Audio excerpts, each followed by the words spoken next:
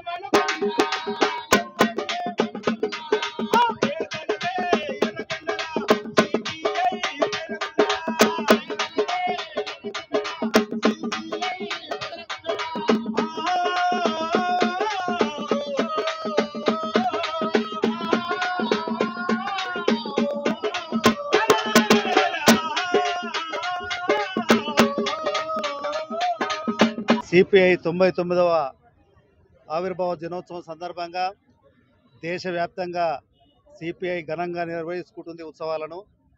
అదేవిధంగా ఇంకొక సంవత్సరం అయితే శత జయంతి ఉత్సవాలు జరుపుకుంటుంది ఈ దేశంలో. ఈ 100 సంవత్సరాల 99 సంవత్సరాల సుదీర్ఘ కమ్యూనిస్ట్ పార్టీ సిపిఐ ఎర్రజెండా చరిత్ర ఒక గణనీయమైనటువంటి చరిత్ర. పేదల కోసం పుట్టింది ఎర్రజెండా, పేదల హక్కుల కోసం పోరాడింది ఎర్రజెండా. స్వాతంత్రం రాకముందు బ్రిటిష్ పరాయి పాలన నుండి విముక్తి కోసం ప్రాణ త్యాగాలు చేసి జైల్లో పోయింది ఎర్రజెండా.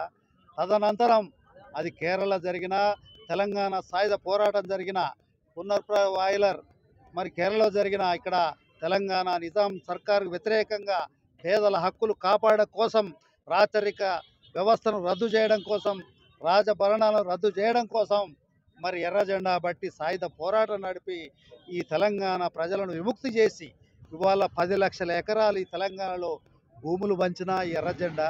అదే కాదు 3,000 గ్రామాలను విముక్తి చేసింది ఎర్రజెండా. తుదకు పేదలకు ట్రేడ్ యూనియన్ హక్కులు కల్పించడంలో కృతనిత్యమైంది ఎర్రజెండా. అధికారం లేకపోవచ్చు, పరిమితమైన సీట్లు ఉండొచ్చు, కానీ పేదల కోసం, పేదల బతుకుల కోసం, సమాజం కోసం అనేక త్యాగాలు చేసిన పుచ్చుకున్నటువంటి ఎర్రజెండా చరిత్ర గణనీయమైనది, శ్లాఘించమైనది. అలాంటి చరిత్ర కలిగిన ఈ సిపిఐ వార్షికోత్సవాలను జరుపుకుంటున్నాం అంటే చాలా ఆనందంగా ఈరోజు హైదనగర్లో జరుపుకుంటున్నాం. ఈ నియోజకవర్గ కార్యదర్శి సామిడి శేఖర్ రెడ్డి గారు, అదేవిధంగా సహాయ కార్యదర్శులు మరి శక్రు, మరి అదేవిధంగా శ్రీదేవి, ఏఐవైఎఫ్ జిల్లా అధ్యక్షుడు లక్ష్మణ్ తదితరుల వందలాది మంది సిపిఐ నాయకుల శ్రేణుల మధ్యన ఇక్కడ పతాకావిష్కరణ చేసుకున్నాము. గర్వంగా ఉంది. అదే కాదు ఇవాళ ఈ దేశంలో, రాష్ట్రంలో ఒక మతోన్మాద బీజేపీ దేశంలో ఇవాళ ఈ పేదల హక్కులను కాలరాస్తుంది. బాబాసాహెబ్ అంబేద్కర్ ఇచ్చిన రాజ్యాంగ విలువలను మరి కాలరాస్తూ ఉంది. మన జరిగిన పార్లమెంటు సమావేశాల సందర్భంగా ఇంత బందోబస్తు, ఇంత ఇవాళ పోలీసు వ్యవస్థ, ఇంటెలిజెన్స్ ఉన్నప్పటికీ కూడా ఈ నరేంద్ర మోడీ ప్రభుత్వం ఘోరంగా విఫలం చెంది ఇవాళ పార్లమెంటుని కాపాడలేనటువంటి పరిస్థితి.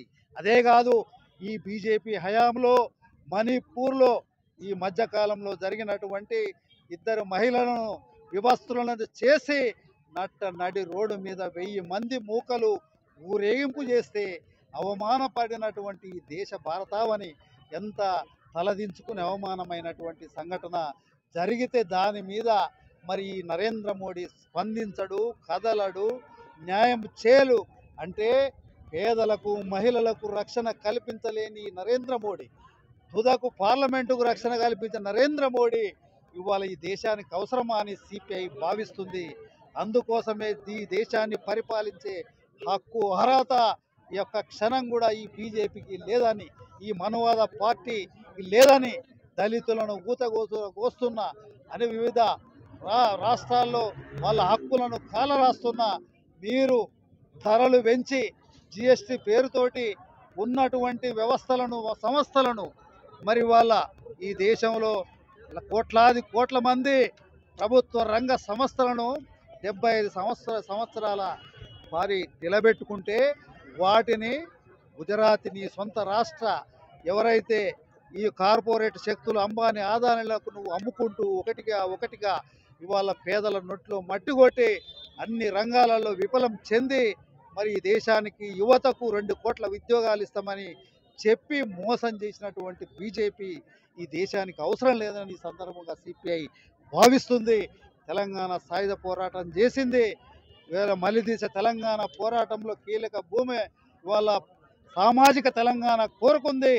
దొరల తెలంగాణ సామాజిక తెలంగాణ రావాలని అంతమొందించే కోసం ఇవాళ మలిదీశ పోరాటంలో పాల్గొని ఈ కేసీఆర్ వచ్చిన ముఖ్యమంత్రి ఇవాళ అనేక వాగ్దానాలు చేసి విఫలమైనందున తెలంగాణ ప్రజలు చైతన్యవంతులు, తెలంగాణ సాయుధ పోరాటం నడిపినటువంటి ప్రజలు, అదేవిధంగా నిజాం రాజును తుపాకులు బట్టి ఎర్ర జెండా చేతబూని ఇవాళ నిజాం రాజును గద్దెంచినటువంటి చరిత్ర ఉన్నటువంటి తెలంగాణ ప్రజలు ఇవాళ కేసీఆర్ను ఇవాళ ప్రజలు విశ్వసించలేదు.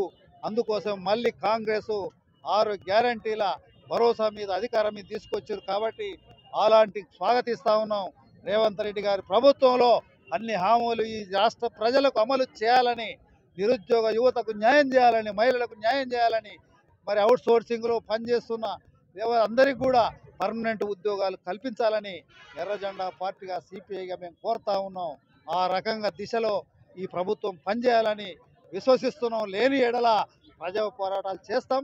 అదే కాదు, ఈ రాష్ట్రంలో 1,60,000 ఎకరాల భూదాన భూములు ఉన్నాయి, అన్యాక్రాంతమైన కేసీఆర్ కాలంలో ఆయన ఒక జీవోతోటి రద్దు చేసి బోర్డును, ఈ రాష్ట్ర భూదాన బోర్డు రద్దు చేసి తన గుప్పిట్లో పెట్టుకోవడం జరిగింది.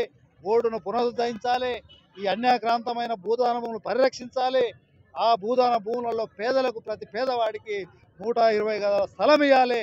ప్రభుత్వం ఇచ్చిన హామీ 6 లక్షలు ఇంటి కట్టుకోవడానికి పక్కా గృహాన్ని, ఇందిరమ్మ ఇల్లును 5 లక్షలు బీసీలకు, 6 లక్షలు ఎస్సీ ఎస్టీలకు ఇచ్చి మాట నిలబెట్టుకోవాలని ఈ సందర్భంగా భారత కమ్యూనిస్ట్ పార్టీ 99వ వార్షికోత్సవాల సందర్భంగా ఈ ప్రభుత్వాన్ని డిమాండ్ చేస్తూ ఈ సందర్భంగా ఈ బర్త్డే సందర్భంగా కమ్యూనిస్ట్ పార్టీ శ్రేణులకు, కార్యకర్తలకు, ప్రజలకు శుభాకాంక్షలు తెలియజేస్తూ సెలవు తీసుకుంటున్నాను.